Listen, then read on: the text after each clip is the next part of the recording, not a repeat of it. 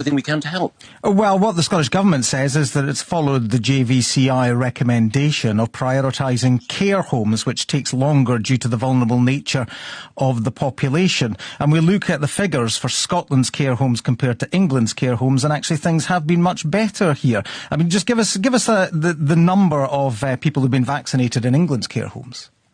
Well, I think it is the case, isn't it, that we've seen a significantly higher proportion of people across England and in other parts of the United Kingdom vaccinated than in Scotland. But I asked you specifically about the care homes, because you keep talking about how many vaccines have been offered to residents. How many have actually gone into residents' arms? Because we're up at beyond 95% in Scotland.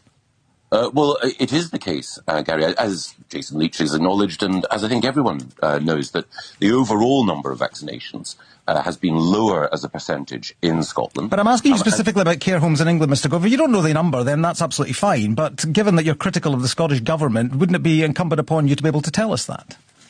Well, I'm not critical of anyone. I'm just stressing that it's important that we all work together.